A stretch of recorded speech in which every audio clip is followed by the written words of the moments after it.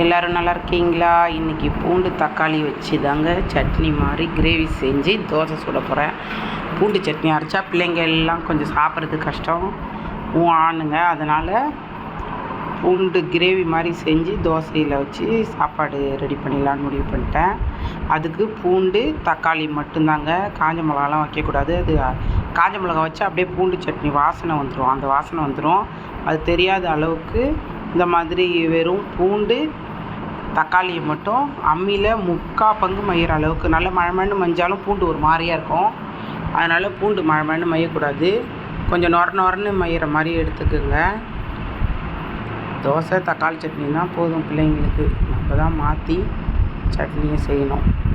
அதனால் நானாக யோசித்து இந்த சட்னி அரைச்சிட்டேன்.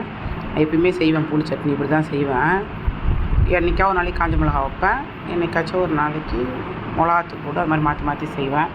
இந்த மாதிரி 1-2 அரைச்சிக்கணும். அதுக்கப்புறம் எண்ணெய் ஊற்றி கடுகு போட்டு கருவேப்பிலை போட்டு அரைச்சி வச்சுருக்கேன், அம்மியில் அரைச்சி வச்சுருக்கேன் அந்த கிரேவியை போட்டுற வேண்டியதாங்க. பூண்டு மட்டும் பச்சை வாசனை போகிற அளவுக்கு செஞ்சு தான் சாப்பிட்ணும், இல்லைன்னா வயிறு நெஞ்செலாம் எரியிற மாதிரி இருக்கும். அதனால் பூண்டை நல்லா வதக்கிடணும். எங்கள் வீட்டில் அதிகமாக என் பையன் பச்சை வெங்காயம் சாப்பிடுவான். பூண்டு சட்னி, பூண்டு இந்த மாதிரி சட்னி மாதிரி அரைச்சா கொஞ்சம் சாப்பிடுவான். ஆனால் இந்த மாதிரி கிரேவி மாதிரி செஞ்சு கொடுக்கலான்னு சொல்லிவிட்டு இந்த மாதிரி செஞ்சேன். பூண்டு நல்லா மையவும் கூடாது, கொஞ்சம் பாருங்கள் கரெக்டாக அரைச்சிருக்கேன் பாருங்கள்.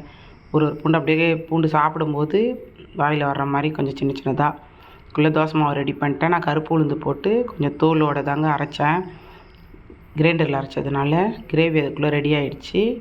கரெக்டாக தோசை ஊற்றிக்கலாம்.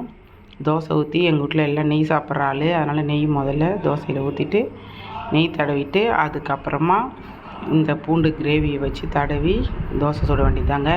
உண்மையிலே ரொம்பவே உடம்புக்கு நல்ல சாப்பாடு, சூப்பரான சட்னி, ரொம்ப நல்லது பிள்ளைங்களுக்கும். கண்டிப்பாக செஞ்சு கொடுங்க. நான் காலை டைமில் கூட செஞ்சு பிள்ளைங்களுக்கு கப்பில் வச்சு கொடுப்பேன். இட்லிக்கும் சூப்பராக இருக்கும். ஆனால் தோசை கூட வச்சு நம்ம மடக்கிட்டு அது மசாலா தோசை மாதிரி சாப்பிட்ருவானுங்க. ஆனால் இட்லிக்குன்னா தனியாக கொஞ்சம் ஆணுவாங்க. அதனால் தோசையிலே வச்சு தடவி சுட்டுட்டேன். சூப்பராக இருந்துச்சு, நல்லா இருந்துச்சு. மிளகாத்தூள் வந்து நான் காஷ்மீர் மிளகாத்தூள் போட்டுக்கினேன். காரம் கொஞ்சம் கம்மியாக கரெக்டாக வந்துச்சு. உங்களுக்கு பிடிச்சிருந்தா கண்டிப்பாக லைக் பண்ணுங்கள், கமெண்ட்டில் சொல்லுங்கள். ஓகே, டாடா பாய்.